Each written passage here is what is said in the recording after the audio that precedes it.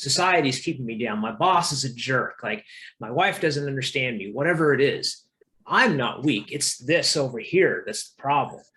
Right. How do you start breaking through those walls to get that person to understand that it's not weakness to see these things in yourself and start working on them? How do you break down that wall? And welcome back to the Be Successful podcast. I am your host, Brian Elam, helping entrepreneurs with a heart of service have a spirit-aligned business and use the power of conversation to flip the marketing world on its head. Today, I am very excited to have Blake Hawkins on the show. Not only does Blake have a cool name, he also is a very genuine, heartfelt guy on a mission to help entrepreneurs and men level up in their lives and their business. He has been in real estate investment for multiple years and has been able to scale his business to 6 figures, but now is on a different mission to, again, help men become more accountable in their lives and level up themselves in their lives and their business. So Blake, it is an absolute pleasure to have you here today. Awesome, Brian. Thanks for having me on, man. I've been actually looking forward to this all week. So this is a cool way to end the week, and I'm excited and honored to be on the show with you today. Well, it's great to have you here. So first off, let's kind of dive into your backstory. We don't want to spend too much time on the real estate thing, but people still want to know like who you are, where you came from. So kind of give us that little snippet into your past and how you came up in the entrepreneurship world. Yeah, absolutely. I think I think the first thing is I'm unemployable. So it's I think that's probably the number one factor. So I've always gravitated towards occupations and jobs that allowed me the freedom to be able to kind of build my own business within a business, and oftentimes those are sales jobs. And so, growing up, I got really passionate about fitness and sports and all that good stuff. And so I became a personal trainer when I was 21 and, gravitated towards that. I worked for 24 Hour Fitness for, probably almost 10 years and trained thousands and thousands of clients, not really knowing that I was getting a lot of on-the-job education for future endeavors, dealing with different personalities and meeting a bunch of people and really getting to know people and how they tick and what motivates them and what doesn't motivate them and some of the challenges that we all have as people. I mean, when you train hundreds and hundreds of clients and thousands of sessions, you start to understand like, man, there's a lot of limiting beliefs that really cause a lot of problems, right? And it wasn't just health and fitness, but I developed a passion to inspire others and kind of spark others to a higher purpose in themselves and their fitness, and obviously I developed a lot of sales skills in that process, and so I did that, and then 10 years down the road, I'm like, man, I need a change. I came across a book called Rich Dad, Poor Dad in 2016. 2015. And it changed my life. This was the beginning of my, me thinking about maybe doing something else other than health and fitness. And a year later, I, very frustrated, knowing I wanted to make a change. I actually left the gym industry and went and sold cars for 18 months. And that was a really, really, really tough go, and learned a lot in that endeavor as well. But it just, I feel like God's led me on my path. I mean, he's always opened up doors. And when I went into the car industry from fitness, people were really confused. Like, why are you doing that? There's other, go open up a gym, go do this, go do that. But I just felt like this is what's my next step. And I'm a student at heart. I love learning. I love watching people, and I can learn. Put me in any environment, I can learn something. I love to watch people, and I can learn from anybody. And so when I went to the car business, the first thing I did is I became a student. I found the most successful salesperson, and I just followed him around. I was annoying, I bugged him, I asked him questions, and I just tried to extract as much information as I could. I became a student of the business, of the automotive business. And then, 3 or 4 months down the road, I'm, making really, really good money selling cars. And, to kind of get into the real estate, I actually sold a truck to an investor that same year. And, once again, another door is opened. I felt very drawn to real estate. Wasn't thinking about it at the time, but then when I met him, it really sparked my passion for it. And now, was that before or after you had read Rich Dad Poor Dad? This was after. So Rich Dad Poor Dad, yeah, this was I read Rich Dad Poor Dad in 2015, but I wasn't looking at it from like a real estate perspective. For me, I read it, even though it was a lot about real estate, it was a mental shift for me. As a personal trainer, no disrespect to teachers, but this is the simplest way I can explain it. I was sort of like a broke teacher. I was very passionate about my craft, but I didn't make a lot of money. It's sort of a thankless job. You help a lot of people and you change a lot of lives. And, there's trainers that make a lot of money, but it was a different time as well. Fitness wasn't as cool. And, it was just one of those things where I didn't do it for the money. And I still don't do things for the money, but I started thinking bigger. And when I read that book, it expanded my mind. And it made me realize, like, wow, there's a whole other way of looking at business and finances. There's a whole other way of looking at the world. And I didn't come up, with money or rich family, or so I was just a regular Joe. And the book really sparked my imagination. And I think it was a seed for my future. And so when I met the investor and I sold him the vehicle, I was very attracted to what he was doing with real estate investing. And, I just kind of followed my intuition and my gut. That's normally how I move in life. I don't overthink things. If I feel like it's right, I start going towards it. And 3 months went by after I sold him a truck, and I left the dealership one night. It was a Friday. It was probably 9:30 at night. And I was really frustrated from the week. You work a lot, you work 9 to 9, and the particular dealership I was at, it was, there's a lot of good guys, but it was just sort of a negative environment, and it just it didn't feel aligned with who I was. And so I called him literally at 9:30 at night, and he answered, and he was like, hey, who is this? And I told him, he was like, is everything okay? Because, I sold him a truck. Like, I don't know him. Right. Right. And I was like, man, I got to get in real estate. How do I do it? And once again, I was that annoying guy that just, I got to figure it out. And, he invited me to his office the next week. 3 months later, I leave the dealership and I create a real estate business. And I've been doing that as my main occupation ever since. So it's been a journey. It wasn't easy. The first year was really, really tough. No one knew who I was. I didn't have a name. I was just a random guy jumping into real estate, and had to really hustle and get my foot in the door. And now it's been a great, business, and the business is steadily growing today. So it's been good. Awesome. So what I'm hearing, and what I think this is going to really tie to with what you're building now, with the mastermind and helping other men and entrepreneurs. What I'm hearing from you is you function a lot on intuition. Would you say that's right? Man, 90%. I'm not. I'm very structured with. So my life philosophy is there's certain things I'm very structured, and I keep strong, boundaries with myself to help me stay on track and focus. But as far as my day to day and how I operate, how I move, I really am a free flowing, really like to listen to my gut, listen to my intuition. And I feel like that's where you make your best decisions, and I think when you get stuck in your head and you get stuck into the past, or you get stuck into what could go wrong, you're automatically operating from a place of it's not the right place to operate. That's just my opinion. I feel like our power source is we know the right answer. We it's just having the courage to be able to make a decision and do it.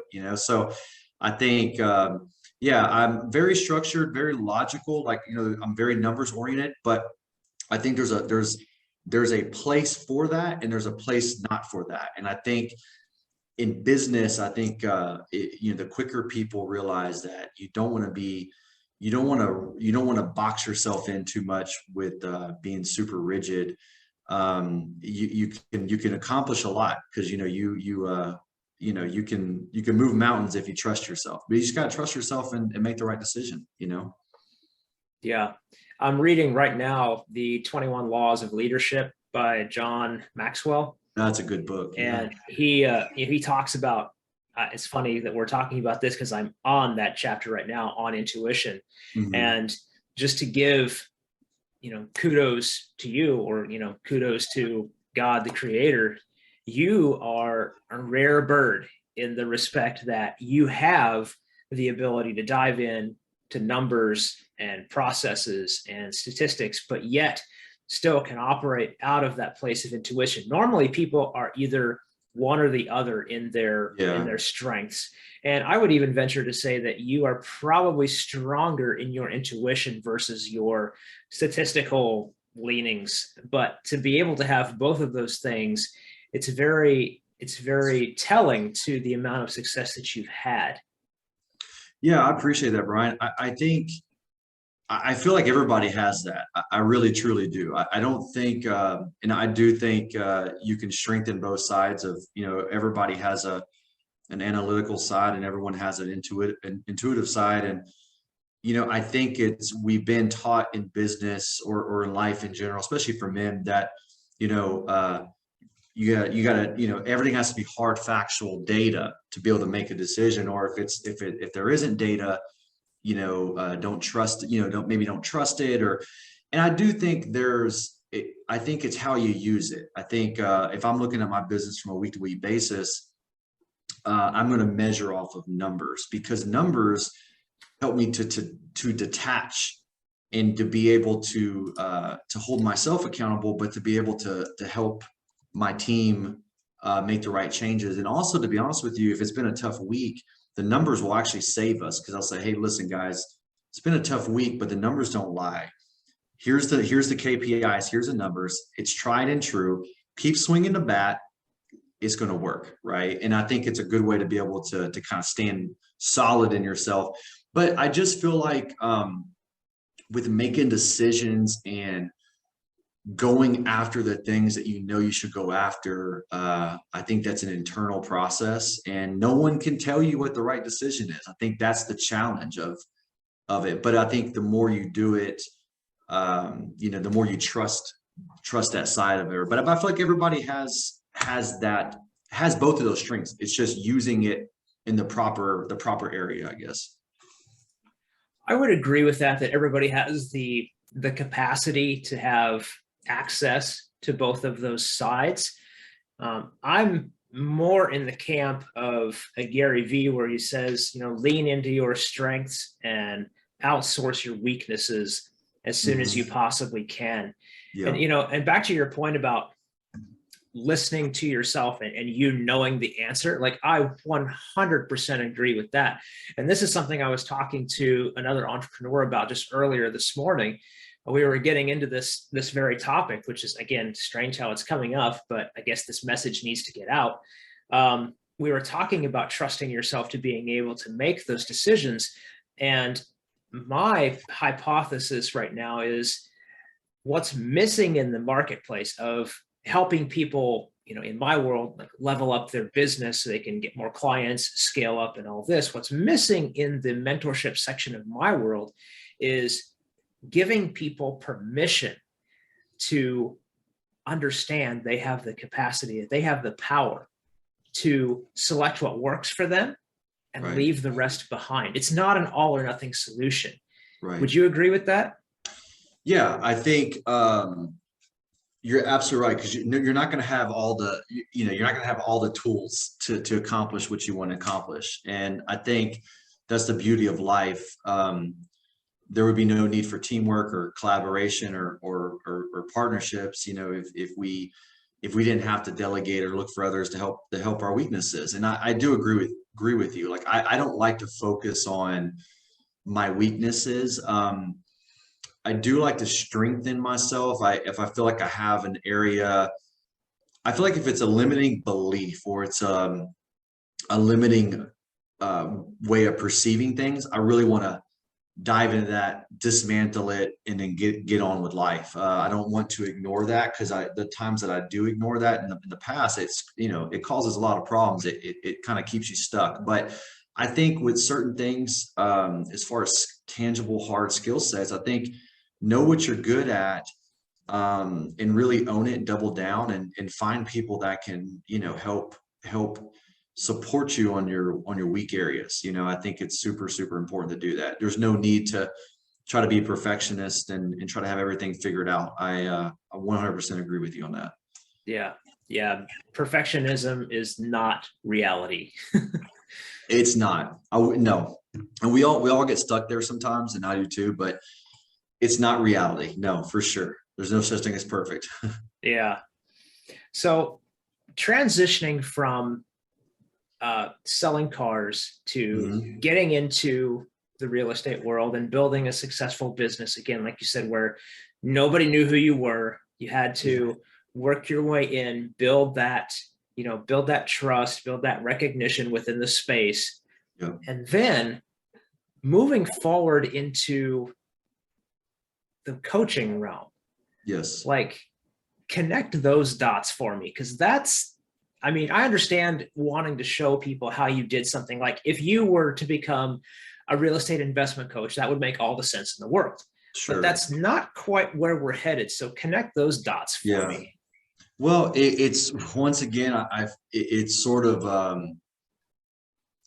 it's the way I usually work is, I'll start internally being able to recognize something that I need to do or a move I need to make probably months before I do it. Sometimes it doesn't take months, but there's always a seed that kind of gets planted within me. It's just it's what my experience has been. I don't know how it is for other people, but for me, there will be something in me that, it could be a catalyst, or usually it's a moment of frustration or whatever it is. And I'll have this idea, and I'll just germinate on the idea, just kind of ponder and think back around, and, and I'll still, doing the real estate. Actually, the idea of creating the mastermind and the coaching really started probably like last August, and I didn't actualize it until December, and so it was a process internally where, I kept showing up and working on building my business, and I still do to this day, but inside I had something else that I was going to birth and bring out and do, but I had to get a little bit of clarity on what that was. So I felt the need, because of my experience, and I felt called to kind of have a mastermind and a coaching for men, to help them to move in business, and to be able to inspire and kind of ignite their purpose and their passions. Right. I feel like that's one of my strengths. Whether it's real estate, it could be any other business, but I feel like it's, I have a knack for kind of sparking someone to on their path, and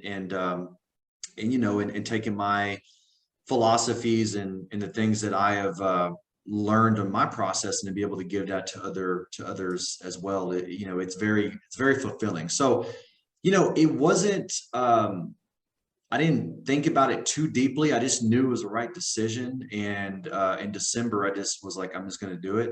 And, I didn't have really a lot of things mapped out. I just started doing a few posts here on social media, and got two or three people. And I think now we have maybe 12 or 13 guys in there, but, it's been very organic, and I haven't really, it's been a process where I haven't put it out there officially. It's one of those things where it's been very organic and it's grown naturally, but it's very fulfilling because I'm still growing into that role. But I love I love inspiring. I love teaching, I just love it. It's very fulfilling for me. Absolutely. You get to see the student grow and Absolutely. accomplish those things that they were struggling with, or get those particular techniques down that they were having trouble with. And to see that happen and know that you were a part of that growth, it is totally fulfilling. I complete, from a coach, somebody that, used to teach drums, used to teach martial arts to people, I completely resonate and understand that. Yeah. So, and going back to your ability, your innate ability, I would call it the ability to activate someone. Like, I was speaking to another entrepreneur, doing a podcast pre-interview, and she was talking about how we're all here to activate someone else. And I believe that that is exactly what you're doing by having this gift, this zone of genius, if you want to tag it like that, this zone of genius of being able to ignite, to activate that person to step into their role of who theoretically they are supposed to be on this earth. Would you say you feel that or feel that way? Absolutely. And I think that is, yeah, I think you explained it better probably than I could articulate it. I mean, that's what I feel like. Maybe that's, what I was called to do to a certain aspect, and that changes in different roles, and it grows and kind of transforms into different things in life. But yeah, I mean, that's how it was with personal training. It's there's an activation process there. If you want to help someone get results, it's the actual facts are not that complicated, right? I mean, it's you show up, you do certain things, and you get results. But what I've learned in life is where I think my frustration is with a lot of stuff, whether it's coaching or whatever it is, it's not really from the coaching side, but from the reception of people, is it's not just a simple formula of, hey, here, do this. There's an internal process that has to happen for it to be actualized. And I think it's a deeper process. Information on itself is not enough. It takes a true connection with it, and sort of an internalizing process of understanding it and becoming that information. And that's where the power is. I mean, going to the real estate stuff, there's certain marketing tactics that a lot of people in my space use. And I do some real estate, help and stuff like that. And what's very interesting is a lot of these people are using the same marketing tactics, but some are getting results and some aren't. And what I've come to notice is the people that aren't getting results, it's not a marketing issue. Yeah, they're probably doing some things that aren't perfect, but even if they were doing the perfect things, they're not the person to be able to actualize the opportunities. And it's tough to be able to tell someone that. I had a call today where I looked at their marketing campaigns for the real estate business. I was like, guys, the problem is not the campaigns. It's you. It's your business. Like you're not running the business the way a business is supposed to be ran. The opportunities are there, and I think that is what I like to help people with is information's easy. The guys in my mastermind, most of them know what to do, but they don't do it until they're held accountable to do it. And I think that is what I want to provide for people is a space where, an empowering space, an encouraging space, where, hey, look, what to do, but I'm going to help you stick to it and follow through.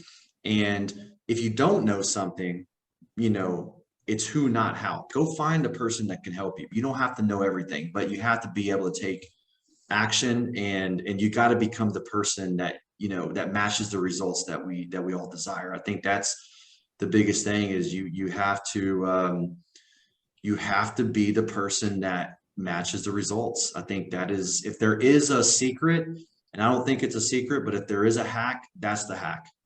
The quicker you become the person, the quicker you get the results. It's really the truth. Perfect. So that leads directly into where I want to go next. Okay. We're all here to activate someone else. So now, Blake, it is time for you on this show to activate another person. If someone watching this, if some guy watching this is in business and they feel stuck, they don't feel like they're in the right spot, or that their position isn't fulfilling them anymore, and they just don't know what to do about it. They have an idea where they want to go. How do they start becoming that person who deserves the life that they're dreaming about? Great question. Start with what I like to do is the first step is you got to be extremely vulnerable with yourself. You know, I've gone through this transformation process a million times. I'm going to continue to go through it my whole life. I mean, I don't have it figured out. I think none of us do. That's the beauty of life. So if I'm that guy, okay, what's my weakest area? I want to look at it. I want to stare it right in its ugly face. And who knows what it could, maybe it's finances, maybe it's relationship with the spouse, maybe it's family, maybe it's health, maybe who knows what it is.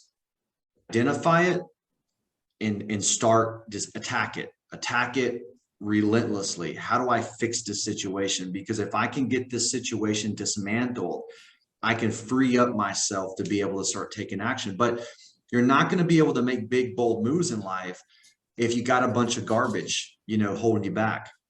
And it's not a beat up session, you know, because that's not productive, but it's about being honest and vulnerable with yourself and saying, hey, where am I screwing up? You know, where have I really dropped the ball? Because this thing is it's the dead weight that's holding me back, and it's no one's responsibility but my own, right? So if I'm a guy and I'm not happy with my current role and I want to achieve this and this and this, it could be something small, it could be something big, but there's always something, and you gotta look at it and you gotta just attack it full head on. And you don't need to make a big spectacle about it and post it on Facebook, but it needs to be addressed. And I think if you can start taking action to transform that situation into a positive, magic happens. Magic happens, because then your greatness that you already have and your gifts, they'll start coming to surface. But oftentimes what I've come to know with myself is, if I'm holding myself back on something, there's something I'm procrastinating on. There's an issue somewhere in my life. It don't have to, and oftentimes it's not that deep. It could be something small, but you still got to address it. And little bitty changes can really go a long way. So I think the first step is find that weakness and get it changed, transform it into something positive, or find a solution for it. Great advice. Now, this, going back to staring that ugly situation right in the face. Mm-hmm. Number one, you've got to admit you have that situation. Yes, that you have something that's not optimal. Now, I say optimal, but what happens, in my opinion, in the male brain, when you say it's not optimal, it means it's weak. Right. And we as males are genetically, societally conditioned to not admit weakness. Yes. Or stay away from it at all costs. Disassociate. Like, I'm not weak. You know, society's keeping me down. My boss is a jerk. Like, my wife doesn't understand me, whatever it is. I'm not weak. It's this over here that's the problem. Right. How do you start breaking through those walls to get that person to understand that it's not weakness to see these things in yourself and start working on them? How do you break down that wall? Great question. I think the first prerequisite is the person has to be sort of ready for that message, right? I mean, so I have had, going back to my personal training days, I've had great clients that just weren't ready. They just weren't ready to make it happen, you know, and I've made the mistake of telling them the truth, but they weren't ready for the truth. And at that point, what I've learned as a person is, you probably should just not cash pearls in front of swine, right? I think there's a verse in the Bible that says something, basically if someone can't see the value in what you're saying, it's probably not the appropriate time to say it. So I think that's the first prerequisite. You got to be able to, if I have someone, in front of me, or a friend or whoever, someone that's, getting coaching, I have to know, or sort of be able to kind of see that, okay, this person, they got the door cracked. They cracked the door, they are really seeking a change. And, it's a very subjective thing, but I think that's the first prerequisite. That person has to have the door cracked. If the door's completely slammed, you just leave it shut, because trying to kick it down is just going to cause a lot of problems for them and then for you. And it's not a good situation. But if they do have the door cracked just a little bit, I think, especially for men, because I agree with you, Brian, that as men, as we were conditioned to, and I'm 100% guilty of this, trust me, that weakness is, it's not, if you admit that something's not optimal, if you're not doing something well, if you're not having success, that it's a weakness. And the more you don't admit it, well, the more it's not your fault, and the more it's, it's something external. But what I think is, you got to flip it on top of its head. You got to, for men, we are, in my opinion, we're wired to, to strive and to grow and to be everything that we're meant to be. And I know women are too, but just speaking for men here, we have a strong drive and desire to maximize our capability. And we all want to be the man, like everybody does. We all want to be the man. And that's different for everybody, but it's still there. It's innate. It's in your DNA. You can't get rid of it. And if you try, good luck. It's just always going to be there. So that's the foundation of who we are as men. So it's like, okay, if someone has the door open and they're not wanting to look at their stuff, then I like to try to help them reframe the situation and say, look, man, and I've actually had these conversations, these harder conversations with men. It's actually weak to stay where you are. That's actually weak.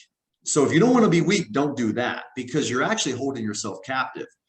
And when you can flip it and have their ego attached to growing and expanding and busting through, men they'll run through fire. You know what I mean? But the problem is you got to change the motivational mechanism. But if a man, including myself, I've had struggles where if I didn't want to admit to a problem, my ego was attached to me being right. And that's a process in itself. But once I realized that me being right is actually keeping me weak, dude, I want to let go. I'm like, okay, this ain't good, because once again, I'm a man and I want to be the man. So for me to be the man, I got to grow, and I don't want to be stuck. And no man wants to be stuck. No man wants to be weak. No man wants to be vulnerable. But being vulnerable, it's all about how you frame it. So to me, it's more vulnerable to stay stuck in what you're doing. That's more vulnerable and weak. It's actually stronger and more courageous to say, hey, I don't have this figured out. I need some help. But this help is going to make me become more of who God made me to be. I'm going to become closer to being the man by doing this. And that's how I have personally have done stuff outside of my comfort zone, is when I attach my motivation to becoming more stronger and bolder and courageous, because now my motivation's on that versus I want to stay in my little area. But someone has to have the door open. If the door's not just cracked, it's tough to reframe that for somebody. Yeah. Wow. That was a lot of great I know information right there, man. That's a lot to unpack. Yeah, I know. So first off, I just want to go down the marketing route real quick. Yeah. So you can't put pearls in front of swine. You can't lead a horse to water to make them drink. All of these things, if they don't have that door cracked, you cannot do. You cannot convince somebody to buy anything from you. They have to be the one ready to receive it. So if you're curious about marketing and if it's successful and it's hitting correctly, take a look at what the messaging is that you're putting out. Now, are you speaking to problems, which everybody has problems, and even the ones that aren't ready to change, they recognize problems. They'll resonate with those messages, but they won't necessarily buy anything from you because they're not ready. But if you're speaking in the terms of outcomes, now if somebody actually wants an outcome that you can provide, those are the people that have the door cracked and are ready to do something. That's powerful, man. That's Brian. That's a really phenomenal way to frame it, and especially with marketing. And I never thought about it like that, but you're absolutely right. Everybody has problems, but if you're just speaking on problems, everyone might, like you said, they'll resonate, but the action is connected to the outcome. And I mean, dude, that's you hit the nail on the head, man. 110%. Yeah, and now you also mentioned flipping the perspective on its head about what's weak and what's not. And I think that was really eloquent the way that you did that, because I believe that at the end of your life, the one thing you don't want to say is, I wish I would have, or I wonder what my life would have been like if. Yes. Nobody looks upon that person saying that statement at the end of their life with reverence, with awe, with a great amount of respect. Right. They feel sorry for that person. Yes. They pity that person. And this is real talk, guys. Yes. This is what it is. Yeah. So if you are wanting to level yourself up and wanting to improve, you have that door open. You've got to be able to push through the ego and the thought that being vulnerable is weakness. No, staying stuck and saying, I wish I would have at the end of your life, that is weakness. That's so true, Brian. That's literally 100% accurate, man. And I think, like I said, I think men are wired, to make it happen. I think God has given us the innate ability and the want. I'm serious. I have never met a man that didn't want to be the man. Never met one. I'm not joking. Oh, I know you're not. You know what I mean? I'm laughing in agreement. You know what I mean? Like it could be chess, it could be basketball, it could be business, it could be being the best Sunday school teacher. It doesn't matter. I've never met a man that didn't want to be the man. And I think that's what greatness is all about. There's different ways of expressing that. There's different levels of it, but it's all good. And I think, as men, we already know, we already have the capabilities of becoming that and taking action, but it's holding ourselves back. Like you said, it's reframing what's weak and what's strong, and yeah, you're right. Society has taught us that it's weak to not have it all figured out, or it's weak to have a problem, or it's weak, to be hurting or in pain, or it's weak to, have an issue or whatever it is. And that's really not weakness. That's just called life. You know what I mean? Right. That's just called life. But what's strong is, okay, I have this problem. Let me figure this out, man. I'm going to get through. I'm going to become who I'm supposed to be. I'm not going to let this hold me back. It may look a little messy to others sometimes, but taking the action to push through and make it happen, man, that's strength, and that's greatness in itself. And I think that's what I love, and I'm passionate when I connect with other guys is like, man, we're at the end of the day, it doesn't matter what color, race, place of the earth that you live. There's just common factors, man. We all have a competitive spirit with ourselves. We're competing with ourselves. We want to be better and we want to grow. And I think that's what's so awesome and exciting. That's why we like sports, and we admire, the champions, but we all have that in us. Every man can be great and have that feeling of being a champion. It's just finding out what that is for you, and then activating on a day-to-day basis. And it could be something simple. I told a buddy this a couple weeks ago. He was struggling with some stuff, and I was like, look, he likes working on cars, and he stopped doing it because he's been in a funk. I was like, dude, you got to get back to working on cars. That's where you're a champion. You're great at it. You're phenomenal at it, and he started doing that, and you can tell his spirit has come back, so you just gotta find that thing, that fire, and not let, societal challenges and all the garbage keep you back. I couldn't agree more. And something that I love about what you're doing and what you're putting out there is you are putting this forward in a group setting. Just like you said, you want to root for your championship team. It's all about being part of a team, part of a community, and if you are able to share those vulnerabilities, those weaknesses with those team members and realize that you're not going to be shunned, you're not going to be laughed at, made fun of, you're going to be accepted, you're going to be uplifted.